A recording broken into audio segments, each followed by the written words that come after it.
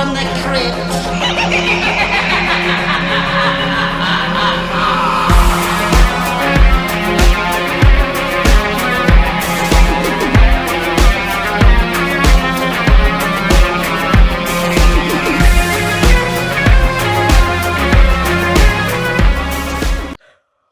Hello, boys and ghouls. Welcome to episode 49 of Dads from the Crypt, a Tales from the Crypt podcast. My name is Jason. I'm joined by Mondo.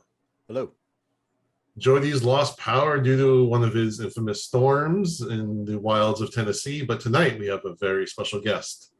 Her name is Ivotres Littles from the YouTube channel Horror Movies and Beyond, where she reviews horror movies for the living to understand the dead. Welcome to the show. Hi. Thank you for having me. I love that tagline. I know, it's so good.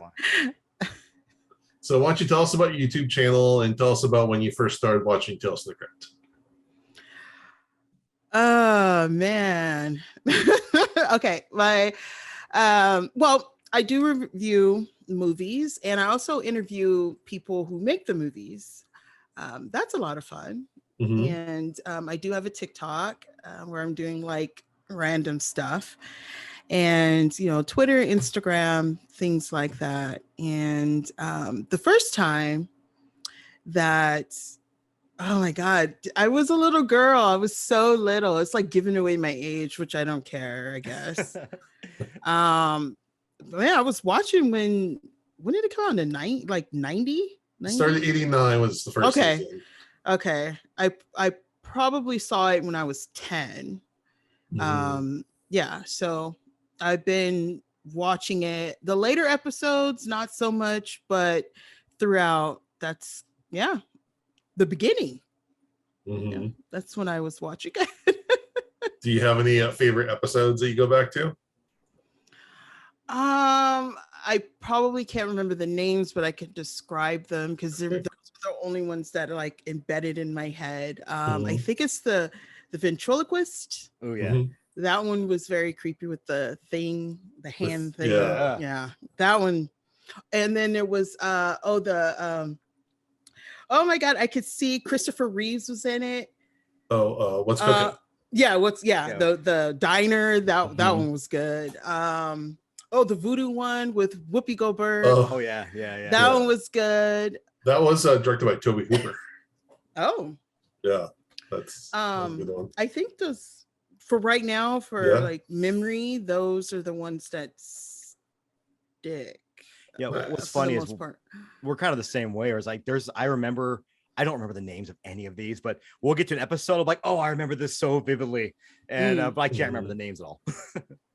Yeah, I think so. I think that's it. But for like description, see, watch now and be like, I know there's more. They'll come to you. That's okay. Okay, but tonight we'll be discussing season 4 episode King of the Road, which came out on August 8th, 1992. I am cheating by Googling a plot synopsis. Since Jody's not here, we don't get his customized tomes to read. Okay, so we start off with Billy Drake, played by Brad Pitt, an arrogant hoodlum with a talent for illegal street racing. He arrives at the hometown of Sheriff Joe Garrett and his teenage daughter, Carrie. Billy is searching for a legendary racer who was known as Iceman in his youth, but Joe denies knowing anything about him. That night, Billy finds Joe at a diner where Casey works and insists that Joe is Iceman, who had an 8-year winning streak until he abruptly stopped racing, and Joe again brushes him off and leaves. Carrie quickly strikes up a conversation with Billy. Billy slips an envelope and a tarantula. Sorry about that, Mondo. Yeah, dude, that was the most terrifying part of this episode. I was like, God damn it, don't put your hand in the mailbox. Don't put your hand in the mailbox. Into Joe's mailbox after dropping Carrie off at home one night. The next morning, Joe finds and kills the tarantula, then sees the name Iceman written on the envelope. Inside are photos and news clippings about a car accident resulting from a race in which a teenager was killed. Iceman was suspected of being involved, but the police never caught him. Distraught and angry, Joe tears up the items. That night, Billy baits Joe into a high-speed chase. but Joe has to break off pursuit in order to avoid an oncoming truck, and Billy gets away. Joe learns of the relationship and assaults Billy, who threatens to destroy Joe's life by revealing proof that Joe actually was the Iceman. Billy offers to keep the secret if Joe will race him, then leaves with Carrie. Joe reluctantly agrees to the offer, but finds that Billy has taken Carrie hostage and would kill her if Joe loses or if anyone interferes. Bringing his old race car out of storage, Joe meets Billy at the agreed-upon time and place. Billy has brought Carrie along at gunpoint, and he gives her the pistol to fire as the starting signal. Joe talks her out of killing him on the spot, then promises to let Billy go free if he wins or kill him if he loses. As the race begins, the two are neck and neck on the straightaway when Joe suddenly slams on his brakes and Billy zooms ahead only to crash squarely into a bulldozer parked on the road. When Joe walks up to the wreck, the barely alive Billy flicks his cigarette lighter and drops it, igniting a spill of gasoline. Joe runs away to safety before the car explodes, and he and Carrie return home. You can say that Iceman was on a highway to the danger zone there. Yes. Yeah, every time I heard Iceman, it just flashed. All right. Made that joke to my wife, and I was so proud of it, and she just sighed. I was so happy. All right, Mondo, what did you think of this episode? Oh, I didn't like this episode at all. Like, I'm not gonna lie, not at all. It's not like bottom tier. But it wasn't dude. Where was the horror? Aside from the tarantula, which is scary as fuck? I didn't get my horror fix in this. Like, I felt like it was just a very kind of straight ahead story about. It's almost a western in a lot of ways, because you had like the old gunslinger being challenged by the new gunslinger, and I did kind of like that aspect of it. Young Brad Pitt is really fun. It's really fun to watch these young actors, and I kind of felt like he was trying to do some kind of accent at the beginning and then dropped it. I don't know, maybe that was just me. I've watched a lot of horror in the past couple of days with the Chattanooga Film Festival going on, so I think that also might have skewed my enjoyment of this. I just watched a lot of really great horror stuff this week, and kind of pigeonholing this in the middle maybe not have been the best idea for how I enjoyed it. But good performances all around, which always makes me happy. But the car chases, the kidnapping of the daughter, all of that, just it's not really a horror movie per se. It's or a horror episode per se. It's very I'd say very generic. So I'm not the biggest fan. Okay, Ivotres, what do you think? It was kind of boring. Like, there was nothing really going on. It felt like I had to fill in the blanks. Like, it didn't really tell you anything. Like, okay, because I don't know, from what I was getting, it just felt like his name Billy, right? Yeah, Mm-hmm. Billy. I felt like, it would have been cool. I'm not sure. I feel like I'm making stuff up, but they could have made him like the ghost or something of the kid that got killed. I like that. In the car crash. I was kind of getting that in the beginning, because they always had him in shadows and stuff. And I was like, oh, so we see his face. And in the newspaper clippings, I thought later we would see those, and then you would see that it says Billy. Oh, okay. Yeah. Like later, like something that would have, after he died and killed himself, like the same way he died in the first time. I thought it was going to happen that way, but it just left you with more questions than answers. I was like, okay, so was I right? Is that my theory? I don't know. It was really boring. And then for it to be directed by Tom Holland, I was kind of shocked that that's what came out. Or maybe that's all he had to deal with. I mean, it's the same Tom Holland, right? Yeah. Okay. Yeah, the Friday Night, Child's Play. Yeah, that's why I was kind of like, well, maybe he was just doing it for a job or something, or the writing or Tales from the Crypt had the producers maybe had their fingers too much in it. I don't know. It wasn't, they could have took that episode out. I'm not going to remember it. Yeah, I think the exact same thoughts. It's boring. Like, I watch it, I'm like, it's rare that in a 20-minute or 25-minute episode, I'm looking at the clock and seeing like, how long has this been? Like, why am I still sitting here and watching this? I think your idea of Billy being the ghost would have made it a million times better.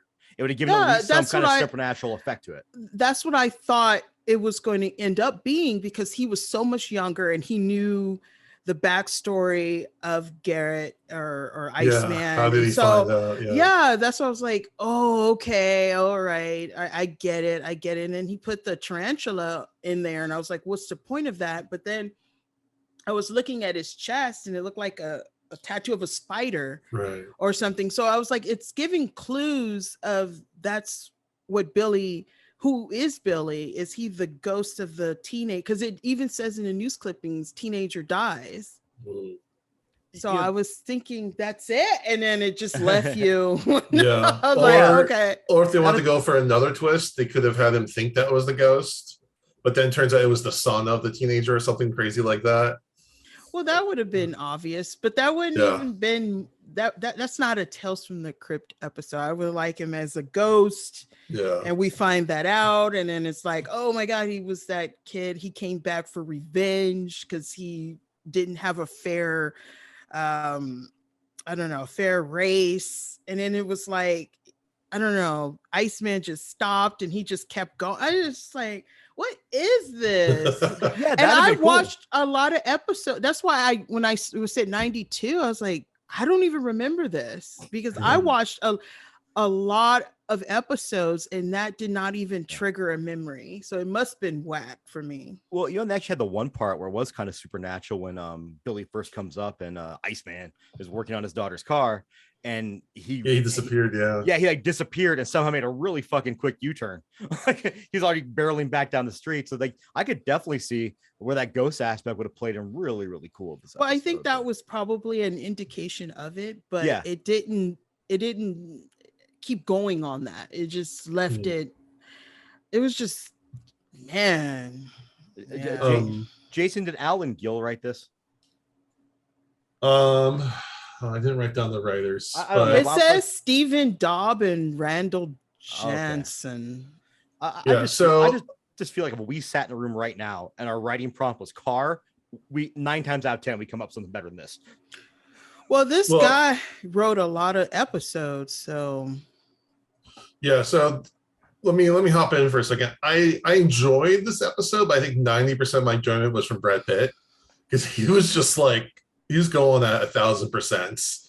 There's like 3 different shots of him flicking his tongue, and it was like that was a really weird scene for no reason. It zooms in on his mouth, and he's like doing whatever the fuck he was doing. Like, yeah, I just kind of love I'll say it. I love Brad Pitt as an actor. He's always doing something entertaining, and this one really tickled me. But yeah, now that we talk about it, I see many places where this could have been improved by adding it. And I think it's also an indication that this was not, it said at the very beginning based on Two-Fisted Tales, but this is actually a completely new story that they wrote. So it didn't have any of that, EC Comics magic sprinkled in, I think. That was the missing ingredient. I think that maybe the writer's prompt was make Brad Pitt as seductive as possible and go. Yeah, because this came out just literally months before A River Runs Through It. But you know what? I don't know. I'm disappointed about this, because I just looked up who the other writer was, and he written The Doors, which nice. Really, and then he wrote another episode from Tales from the Crypt that actually is the only episode that scared me in the entire franchise series. Which one? Television Terror. Yeah, that's a good one. Okay, that one scared me enough that I slept under the covers as a grown woman. Yeah. And it I don't know if you remember that, but when he was in there and the cameraman and he was like looking for somebody, and then the feet was dangling and it was the cameraman, and then they were talking to him in his ear saying, well, who's holding the camera? And I got scared, and that's the only one. And he wrote that, and this one sucked. I don't know. It's just what happened. I mean, they can't all be zingers. No, I'm really happy, because before you hopped on, I told Jason, like, I did not like this episode. It was not good. And Jason goes, yeah, it was good. So I'm like, damn it. And I can be the asshole that doesn't like the episode. No, there's nothing wrong with not liking it. And again, like I said, I think I was just in the mood to enjoy something, whatever it was. I mean, I like the car stunts. There's some good car stunts. Yeah, but I don't watch Tales from the Crypt or car stunts. I'm sorry, Jason. This is your time to review. So go. No, I'm perfectly acknowledging the faults of this episode, and yes, I think that the things that we've talked about would have definitely made this a much better episode. I think it's just with everything going on, I just needed something silly to watch, and this kind of fit that. So keep going. What did you enjoy about it? And I mean, like I said, I like the car stunts, and Brad Pitt was just being, just hamming it up, and I like it. I like it when really good actors sometimes just let loose like that. Yeah. I do wonder though, or being so early in his career, like I wonder if that's something Brad Pitt would do today. Like, would he be, does kind of, I guess he does kind of ham it up now, but like being so early in his career, I think he was like, I'll just do anything. Like, just if you have a paycheck. Well, yeah, he was still like, he was in Thelma and Louise, but he was just kind of a second fiddle in that movie. And again, this was just a couple months before I think his really big role was River Runs Through It. And then, after that was Interview with the Vampire and Seven and Fight Club and everything. So, but he always kind of goes for it a little bit in some of his roles, like in like 12 Monkeys, he's just bouncing off the walls in that movie. It's great. I was thinking Inglourious Bastards. Inglourious Bastards, over the top as the commander or whatever the hell he is. Well, I could definitely see when I was watching him in that fight scene, he was getting like roughed up. The first thing I thought was Fight Club. Yeah. Oh yeah, totally. And I was like, he's always that kind of character, just talk shit like during getting his ass beat. Like it was just like it makes you want to fight him more. Like I was like, ugh, like he was irritating. Like it makes you even madder because he's getting his ass kicked, but he doesn't care. It's like, damn it, no. Be angry, upset. And too, for Tales from the Crypt, this is another one where I guess the daughter was probably the most protagonist person in this, because the dad really, like, let's be honest, like, I'm not going to get into police officers right now, but not a fan. B, but like he killed someone when he was a kid and covered it up. Like, it's pretty fucked up. And then obviously Brad Pitt was a bad dude, but like also, can we talk about like, is he just keeping like that girl in his trunk? Yeah. Like because human beings need air, food, and water to live. So I don't know, like, how long was she in that trunk for? And also his plan, Joe Garrett's plan, didn't make a ton of sense. If you think about, like, what if Billy had kept her in the car? Did he still want the guy to get into an accident? Like, did he not think that Billy might look down the road to see if there's anything blocking it? Like, so where your child is being kept. So this is why the dad is bad. All right, now I'm gonna go in. It's now I think about it.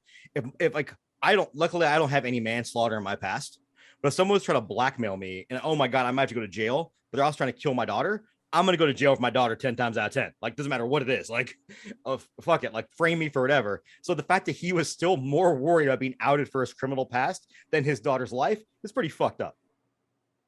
Yeah, I think at one point Billy said something like, there's no mother, there's no other guardian, so she's just gonna have to come live with me. I know it's flimsy. It's really flimsy. Call the cops. The cops can solve this shit. And yeah, you're gonna go to jail, but your kid's gonna be saved.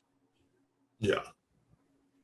Damn, this guy. The more we poke holes in it, the more it kind of falls apart. He was a terrible dad and Walk Hard as well. So like, I was gonna get to that. So yeah, the sheriff is played by Raymond Barry. He was in my most hated movie, Nothing But Trouble. He was in some episodes of The X-Files. He was in Training Day, Walk Hard. He was in The Purge election year. You said Nothing But Trouble? Yeah, I have a thing against it. I haven't seen it in like 20 years. I've seen it like 100 times when I was young. I saw it when I was young. I never saw it as an adult. I saw it when I was young. So I like it better as an adult than when I was young, because now it's just off the wall zany. You have this really kind of terrible horror movie that Dan Aykroyd wrote, right? Didn't he write it? Yeah. And it's got Chevy Chase, and then it's got fucking Tupac and Digital Underground in it. Like, how did they get Tupac and Digital Underground to do this goddamn movie?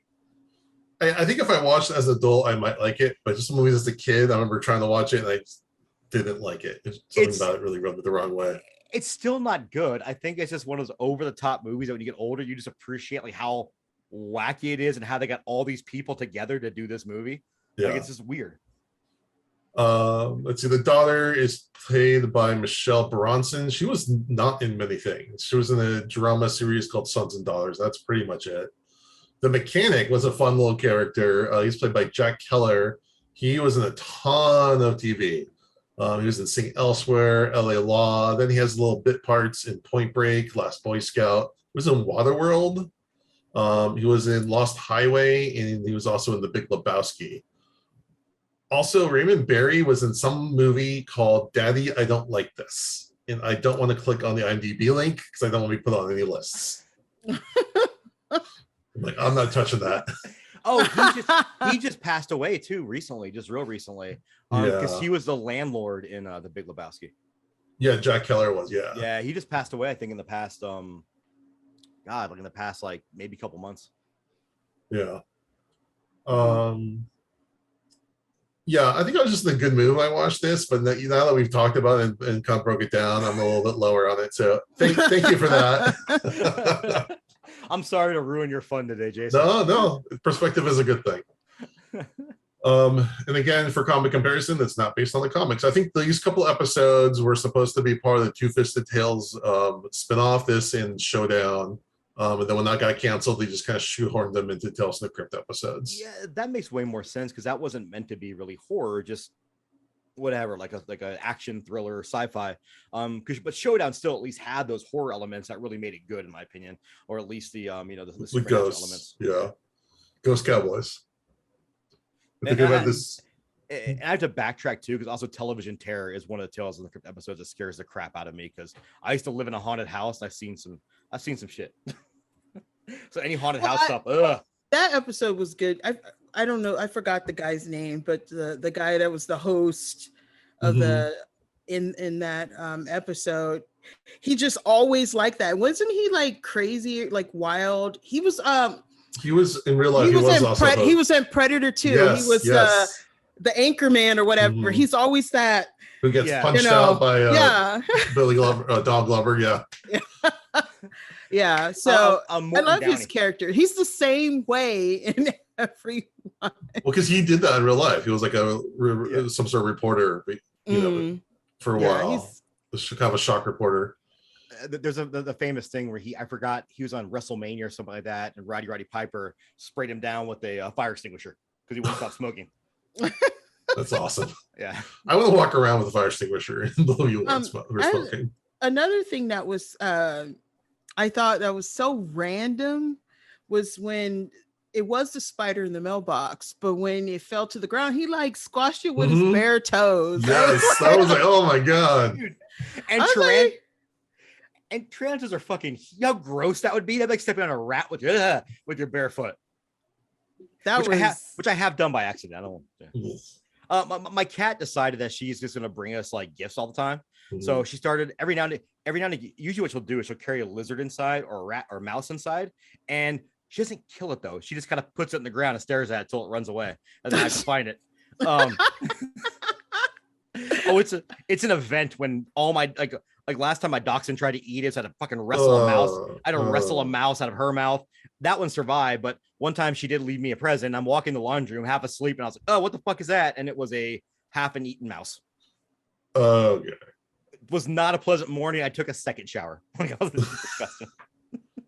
But to step on a tarantula, yeah, that was really gross. I'm terrified of spiders, but tarantulas are probably my least scary spider to me. Yeah, because although they're huge, they're huge, but they're very docile. Yeah, and they're very. I'm sorry. Go ahead. No, they're just big and docile. Like they don't. I don't know, something about them. They got like little fur on them. They're kind of like a puppy. Little eyes on top of their head. I still don't want to see one, but sorry about that. You know, I wish I would have made him a ghost or something, because when I'm still on that, because it's like it's implied so much, but it's never like said. But there was a part when he was chasing him down, when Garrett was chasing him down, and he called the plates in, and it was like, yeah, it's a 1965 Chevy, blah blah blah. He's this person, blah blah blah. And I wish they would have been like, and sheriff, he was like, yeah, he died in 19. If he would have said he died at this time, that, I mean, it's right there. Why didn't they just do it? And it was like at the end when he kind of realized who he was, and his daughter was like going to shoot him, and then he was like, no, shoot in the air and we're going to race. But he was very calm and collective. I was like, maybe he knows who he is. Like everything. It's just an upsetting episode. That would have been a good reveal if she had shot him and just went like through him. And they're like, oh, he's a ghost. Or imagine too, they would have said like, yeah, he died 25 years to the day. And then it's like, ooh, all of that would have been so much better. Damn it. Or when the car blew up, you see something floating in the air and it lands to the ground. It's a news clipping of Billy that died or something. It needed something. God, it was whack. Man. I'm sorry. No, it's good. I like it because I think if you'd done the ghost angle, you have the ghost win the race and then give the daughter back anyways. But then he got his vengeance, like because he won the race at the end. I don't know. No, I think he should have took the daughter. We don't need happy endings. You're right. We don't. Her. You know, like she was the one innocent victim in the whole thing, but then at least his motive for kidnapping her to get the race would have all made sense. Well, she wasn't so innocent. She was running to him. Like, that is true. That is true. Maybe I'm true. Like that was pretty fat. What was it, like a couple of days? Like, geez. I think it's kind of that like that old adage where it's like, yeah, if my dad doesn't like him, then I have to, you know what I mean? Like if you tell your daughter not to date someone, they're obviously going to date someone who's like that. So I think they're kind of going for that. But yeah, she definitely wasn't listening to her dad. Well, see, now there's a part in there that it didn't make any sense based on the ending. When he was getting a tattoo and he had a list of names up his damn arm, and then he scratches out Garrett. And then to me, I'm thinking, oh, so he is seeking revenge. But in the end, he didn't even win. It was just like, this is waste of ink on him. He didn't even do nothing. That's like getting a Super Bowl tattoo before the game. It just didn't make any sense. This would be worse because this is like amateur street racing. So imagine you played like cornhole down your local brewery and got a list of tattooed names of people that you want to beat at, like Jimmy Smith. That's kind of what it was like. So in the end, he should have won. Like, yeah. Or what he could have done was like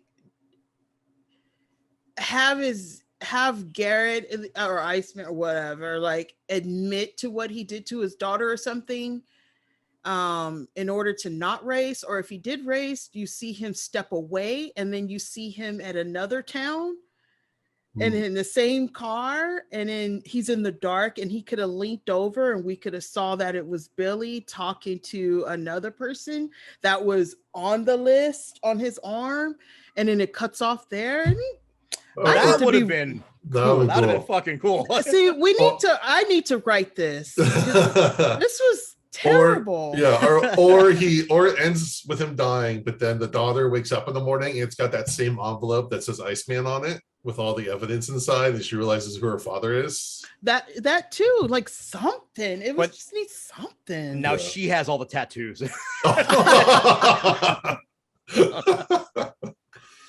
Oh man. Or it would have been really messed up, which that would have been pretty funny. Well, not funny. Or the dad has the tattoos. No. Like Demon Knight and moves on. The girl, that would have been messed up if she was in the trunk. Like she got out to do the thing, but then she ended up back in the trunk. So when the cops come and check the car, they open it, and then that's when they like the daughter's in the trunk. Or the daughter's in the dad's trunk. Yeah, or someone died or something. And then we see him later. I don't know. It just needed help. Why y'all had me watch this episode? It was random. It was random. It never fails. So we have guests on. It's like the worst episode ever. Oh my god! But no, it's kind of fun. This is fun. This is actually really fun to like speculate and kind of rewrite. And this was not good.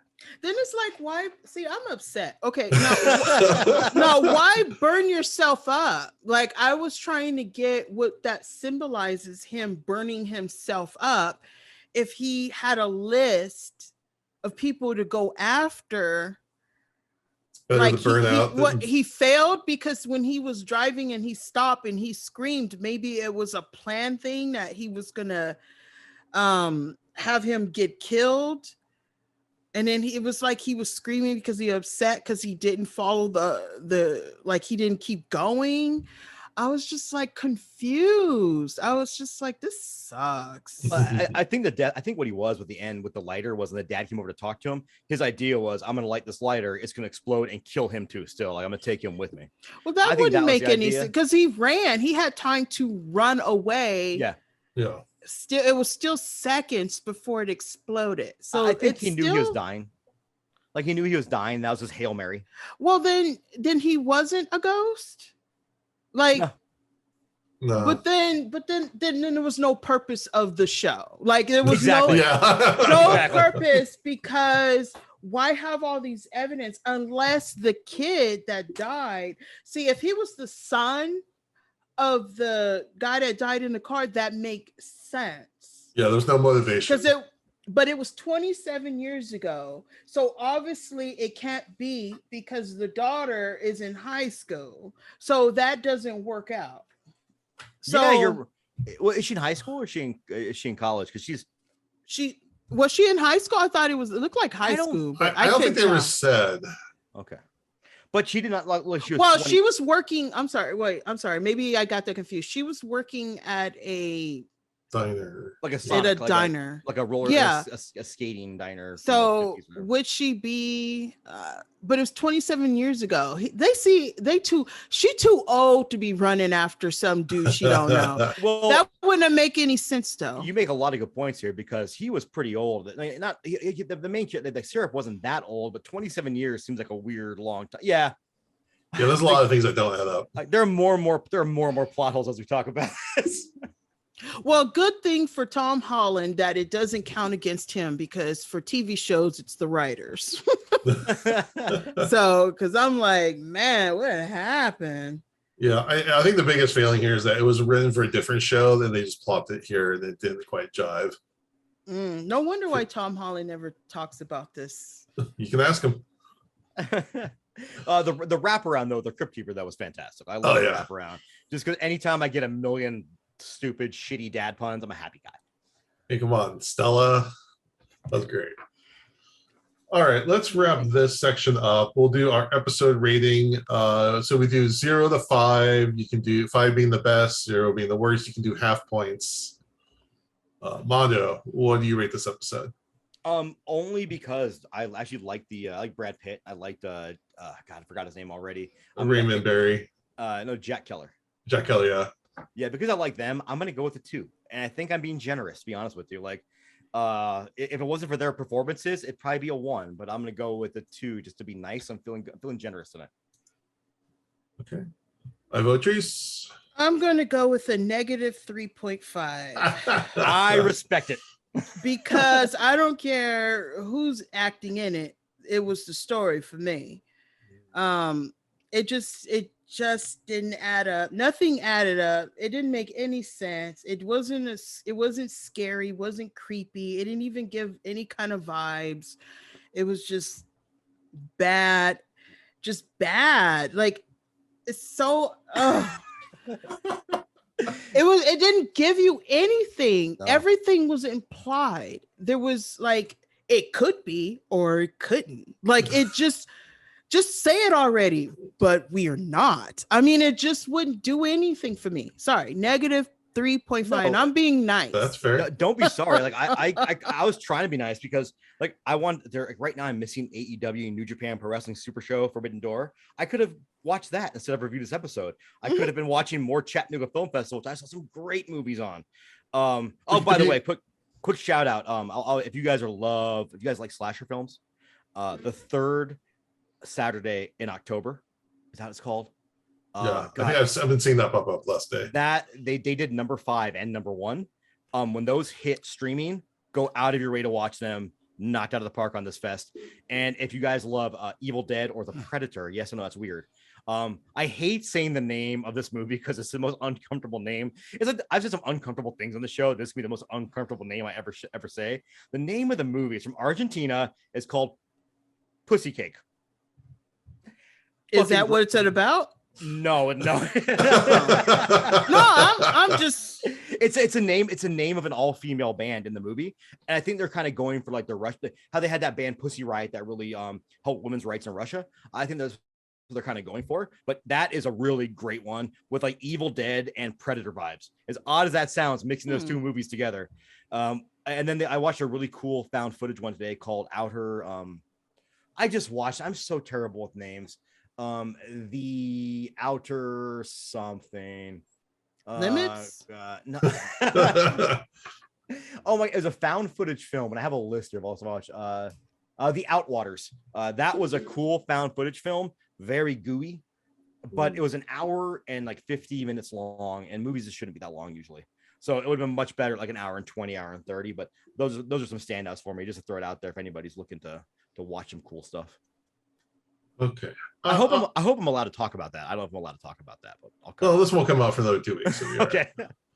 All right, I'll go with the 2 on this one, and again, that's based on the strength of Brad Pitt's acting, and I thought I just want to respect some good old fashioned car stunts. If they didn't have the close up and the seductive Brad Pitt like tongue thing, would have been lower. Yes. Yeah. All right, we'll move on to Al's anecdotes. Mondo edit in here, and then Mondo, give us your song of the day.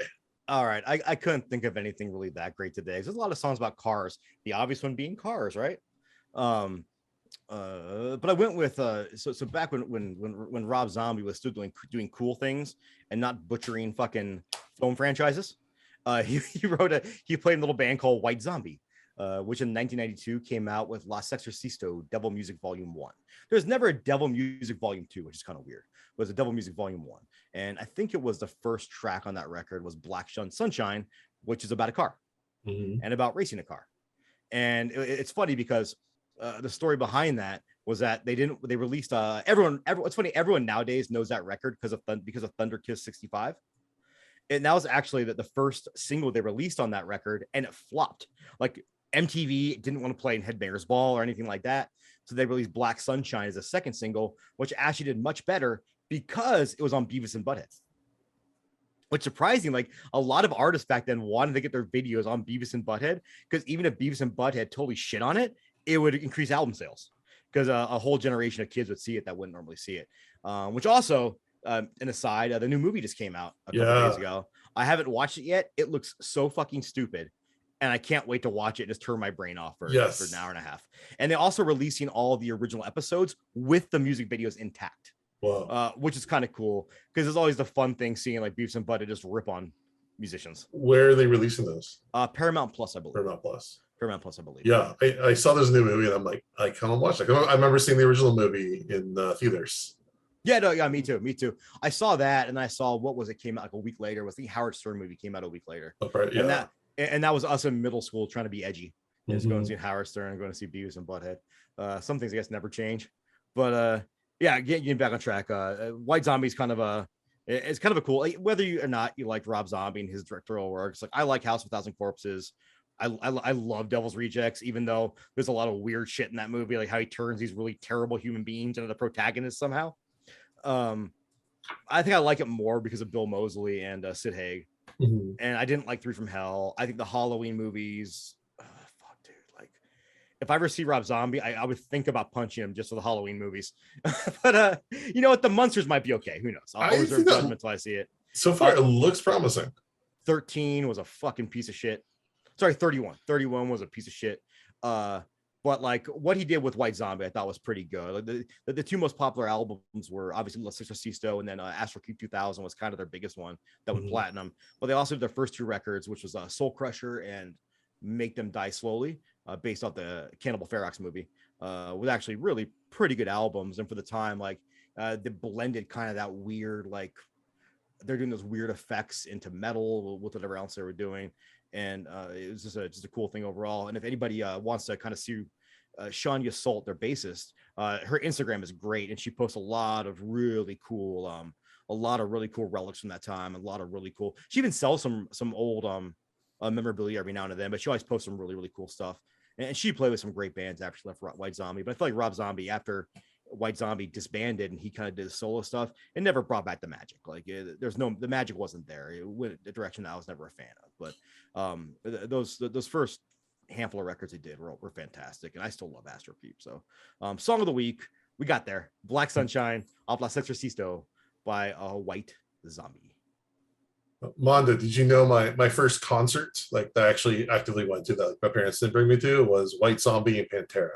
So that was back probably in 98, 99? It was more like 94, 95, okay. Maybe.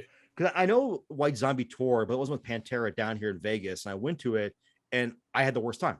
They actually filmed the video for Supercharger Heaven, the second track off Astro Creep, and it was terrible. Like they sounded terrible.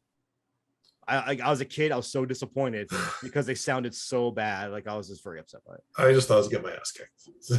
It was. I've never seen anything like that. And also, Garth Brooks was playing at the stadium across the way, so it was just like all kinds of chaos. That's actually got to be pretty funny.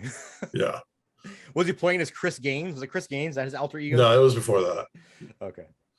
All right. For trivia today, since Jody's not here, I'll be doing that. So the title, King of the Road, is based off a song from the 60s by Roger Miller, who was a country western singer. And he died in 1992, the same year this episode came out. Oh, nice to see we're leaving trivia on a positive note. Yes. The guy that did the music for this episode, I think his name's Warren Zevon. He, like, all those like songs you hear are all his songs. Oh, cool. And it is the worst fucking music ever.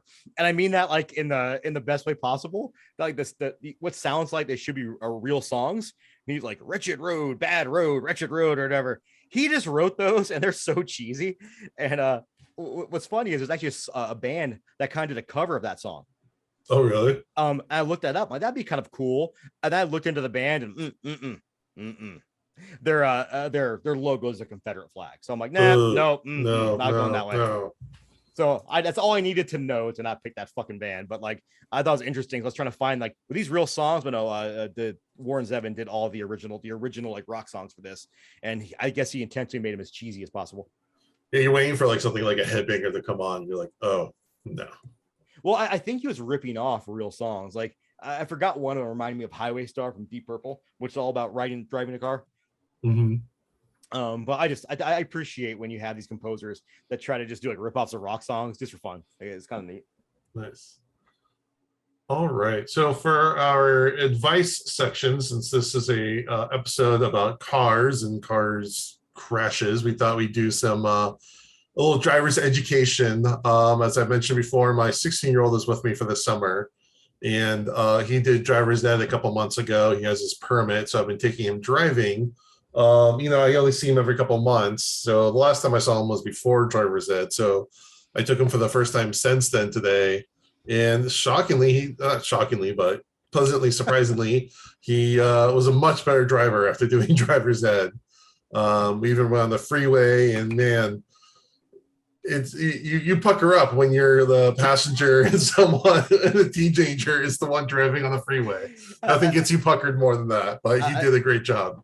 I joke that I'm always using my invisible brake on the faster side. That just doesn't work. Like, just press my foot down. Like, please stop. I had my hand on my knee. I was just kind of squeezing it, but he did really well. And I told him my number one piece of advice when it comes to learning to drive is always assume everyone around you is an idiot when it comes to driving. Don't assume they know which way they're going, or they know the rules. That's great advice. Yeah, assume that they're going to make the wrong decision every single time. When my daughter started driving, I told her almost exactly the same thing.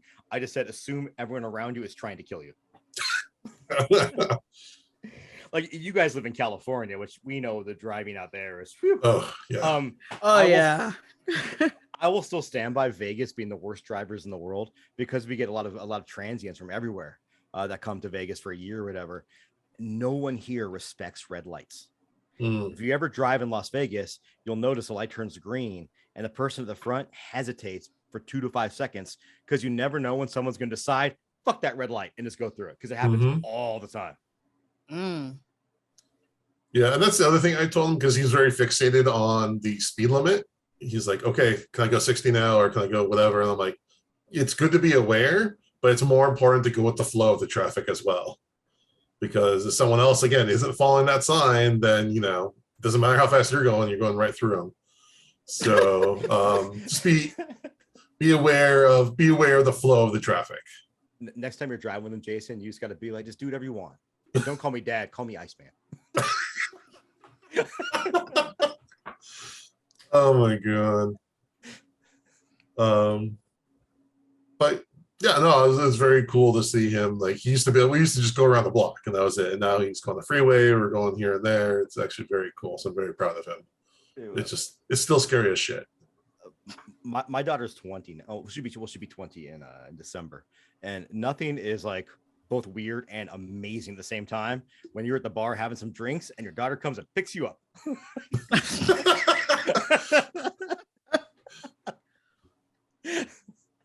At least I have too many. That's funny and sad. Well, having kids has to pay off eventually, so. Oh, well, I don't have any kids, so I don't know how it feels. Do you have any driving lessons? Driving advice you give someone? Oh man, just I don't know, like what we said earlier, just pretend everybody's trying to kill you. Never assume anything, and always give yourself time to stop behind a car. I be seeing cars just driving on that ass, and I see it. And there's people that I be in the car with, and they be driving too close, and I'm just like, oh my goodness, you just never know. And I've been in a car accident, and it's not fun. It really isn't. I got slammed in the back, and then my car slammed in another one, and that car. It was like a 6-car pileup on the 91 freeway. And I was going to Not Scary Farm. So I started my scares off strong.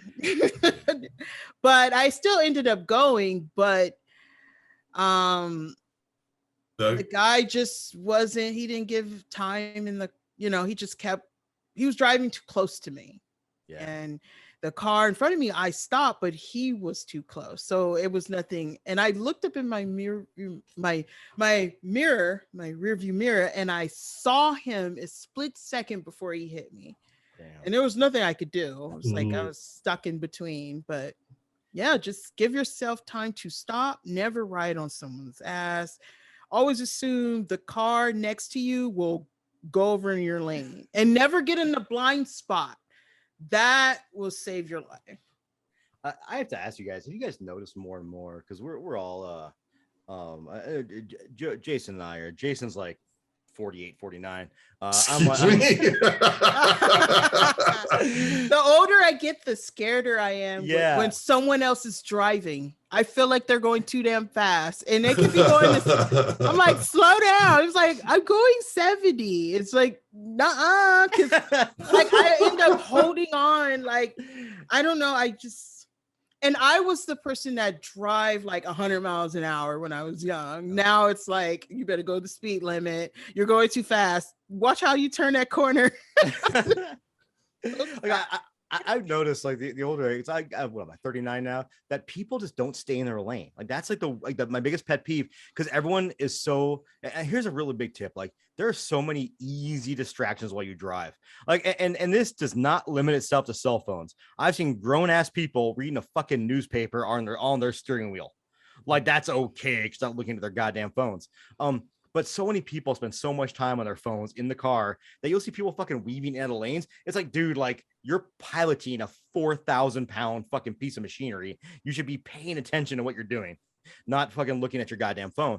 Or I remember I was driving home from work one day, and this lady at the front of the line, like the light would turn green and she wouldn't go for like 15 seconds.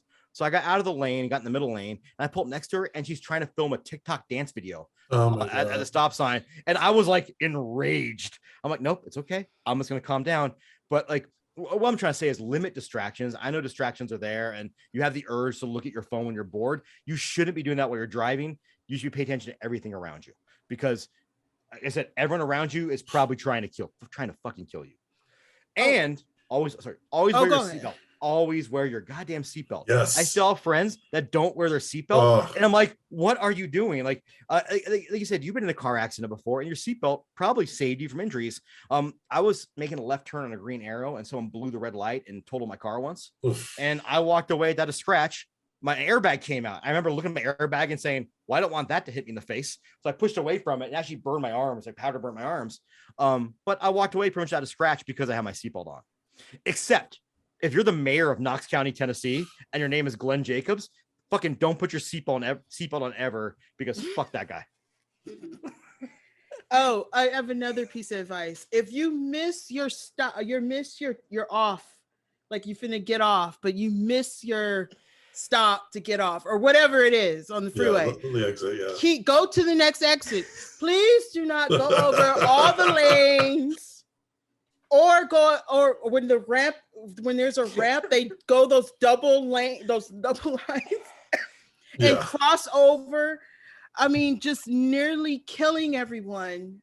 Just go to the next one. Thank you. So I love too when that car is like a 1987 Toyota Tercel and it can barely make it across the gravel in between. It's like, what the fuck are you doing? Like, I've seen that. I've seen that a lot, and also I've been in the car where this car decided to, they're almost going to miss their exit, so they crossed in front of us while we were. I mean, they just went over all the gravel, all the dirt, through those big ass yellow cones with water. They just went around it. I mean, just about to kill everybody. There was one time someone stopped on the freeway, backed up. Oh shit. There were people swerving and stopping and honking their horns, backed up, telling everyone to back up so they can get off the exit they missed. Oh god. What kind of kid you not? What kind of narcissism do you have to be like, you know what? The world stops for me. I can't be inconvenienced by taking me 3 more minutes to get to my fucking destination. And you want to know what? That. If 3 minutes is a deal breaker because you're gonna be to work late, that's on you for not leaving with enough time. So fuck you. Yeah. So that's my advice, man. No. And plus, it doesn't help that I watch those crash shows on YouTube. Yeah. I don't know why it's called Bad Drivers or something. Oh, and then after seeing that and getting in the car with people, it's like, I'm trying to save your life. Do not do this, because I saw what happens when you do. I got rear-ended once on Christmas Eve, and I was working at Apple. I was driving to work, and I look in the rearview mirror, and I'm like, this guy's not going to stop. He's going a little bit too fast, and here it comes. And he rear-ended me, and we pulled over to the side, and here's what I'll say. It was like the best car accident you could ever get into, because the guy was so apologetic, was like, I'm so sorry. He goes, I legit wasn't paying attention. I was looking at the sign over here, looked up, and I said, oh shit. And he gave me his information, and I got to work, and I'm like, well, I told my boss, hey, I need to call. I need to deal with this real fast. So I called his insurance. While I'm calling his insurance is calling me, because he already called them and told them to hit me and gave him all my information, admitted fault right away. And then he had my information on Christmas Day. He wished me Merry Christmas and said, I'm very, very sorry if I ruined your Christmas. Like, if you need anything, please let me know. And I hope you for the best. Like, send me the nicest text. I'm like, how can you be mad? That is so sweet. Like, how can Where you be was mad? This? Las Vegas. It was out here. Oh. Meanwhile, he might have been an out-of-towner. No, he was Vegas. He had a Vegas plate. Oh. You guys, the people that have lived here, this is a very as the people that have lived here a long time, like everyone kind of knows everybody, like, through 6 degrees of separation. Because, you know, when I first moved here 30 years ago, the population was like 500,000 people, and now we're at 3 million. So people that have been here a long time kind of know each other. But when I got my bad accident, when the guy ran the red light and hit me, he denied fault. Luckily, I had a witness behind me that stayed behind. He went all the way, but he took it to court. Wow. So I had to go to court as a witness, and there was myself, the person who stayed on as a witness, the officer which cited him that saw the interaction, and he showed up at court with no witnesses. Okay. So the district attorney is sitting there telling him, like, or city attorney is like, dude, I'll get you off with a parking ticket, because this sound, I don't mean to bring it down here, but I was the last case of the day. And right before that was a judge was sentencing a lady who ran into a bus stop while she's on prescription drugs and killed 3 kids. Oh God. Do you want to know what she got? Do you want to know what her penalty was? What? 1 year of house arrest. What? After killing 3 people? Because put it this way, and this is, oh God, I'm gonna get on a rant here, but like that's when I realized what the justice. I was young. I realized what the justice system was, because you saw all these people coming in shackles who couldn't afford an attorney. That they all were in there for the same thing, which was usually like, I think it was all domestic battery, not beating a spouse, but getting into fistfights, like a bar, which is considered domestic battery. Still, they all got the same thing, whatever.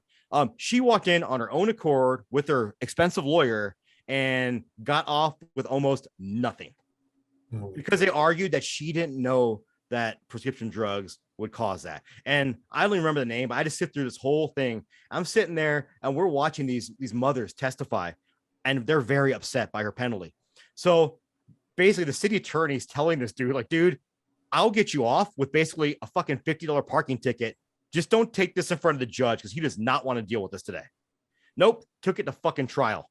The judge not only found him guilty, but charged him $3,000 he basically said, if you came to court with no evidence, that is contempt. Charged him $3,000, charged him $3,000 and a day in jail. Wow. The judge was so pissed off.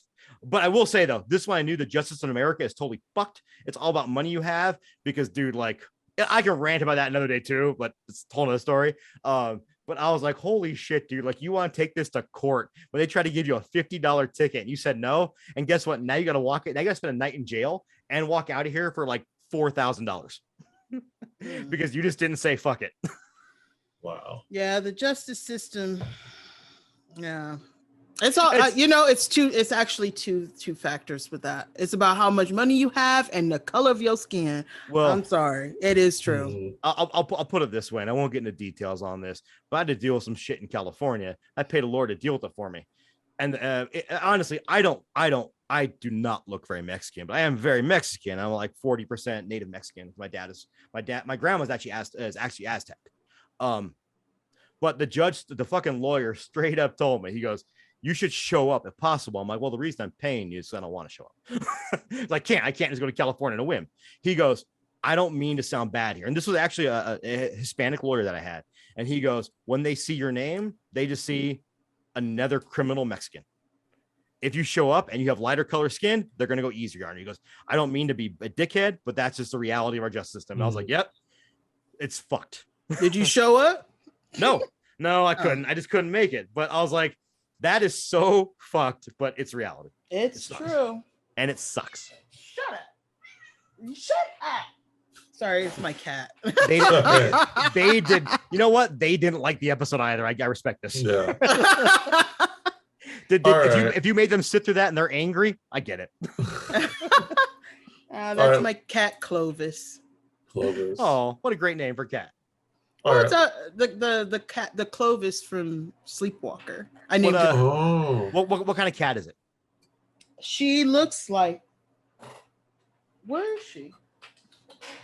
Here, now she's like, oh, you want to see me? I'm gonna run away now. Here, I'll show you. Come here. Ah, come here. Ah. She's big. Wow. Oh, it's a tabby. I love tabbies. So she's a girl, but I call her Clovis. Oh, I always love tabbies because they have that little M on their forehead. And then the other one, I don't know where she is, but the other one's Ripley. Oh, nice. What a great name. Great names for animals. Great names for animals.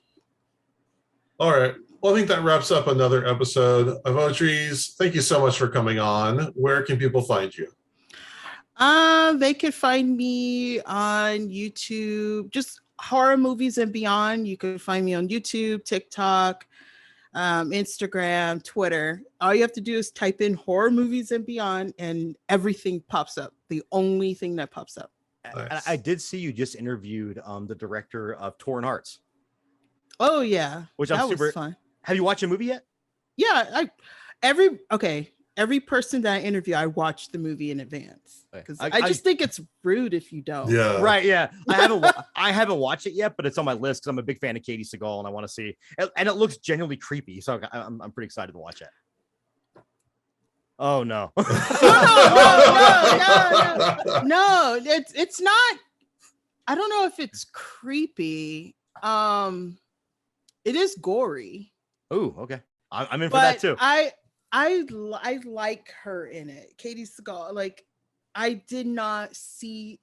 Well, you know what? When I saw her in Sons of Anarchy, she was so good in that. Yeah, so that demented power struggle, like I when I saw her name in that, I was like, okay, it's perfect. And she never did a horror. She never did anything like that. So, but her performance, yeah, she was the right woman for that. So did you watch all of Sons of Anarchy? You know, I have to say I probably did. I was kind of forced to. But the very last, there's a scene in the very last season. Spoilers, you don't want to hear this, but where she basically tells her son it's okay to kill her, and it is like, yeah, that scene. They were outside. That was so sad. But he couldn't help because he. Okay, I don't know, spoilers, because she freaking like killed his wife. Yeah, right. I was like, damn, and he killed her too. It was good. It was good. But until her last breath, she still tried at the manipulation. She goes, "I know what you have to do, Jackson. You're still my baby," or something like that. I was like, "Oh." He didn't care. He was done with her after that. Yeah, still hard. Yeah, she was great in that, and I'm a big fan of Katie Seagal for that series. She sings in that too. Really? She sings on a lot of the soundtrack. She's actually a really great singer. She does live shows. She actually sings a cappella in it too, and in like nothing, like it's just her voice. And in Torn Hearts. Yeah, in Torn Hearts. Oh, it's awesome. Because in Sons of Anarchy, some of the songs they did, I think they did like House of the Rising Sun, where she sings in. She's a really great singer. Mm-hmm. And very raw. It's very I don't know what you call it, like soulful, very soulful. Into that's cool. How she did it, and I don't know. It's just I just always loved her. Like, I don't know, she can't do no wrong. Yeah. Even if it was a bad film, I'd probably be like, well, it's Katie. I could give her a negative 2.1. Oh damn! If it was bad, no, but it's actually pretty good. Everyone did really well in that. It was good. Yeah, that's one of those. I have it ready to watch, but my wife's a big fan of Katie Seagal too, so we'll watch that together when we ever find time. It's good. All right. Well, next week we will be reviewing Maniac at Large. We appreciate everyone for listening. We really appreciate it if you would give us a rating review on iTunes and rating on Spotify. And with that, we thank you for listening to Dads from the Crypt. Thank you to everybody. Follow Dads from the Crypt on Facebook, Twitter, and Instagram, or I will follow you to the grave. No, seriously, you really should watch. But be careful what you ask for. You may get it.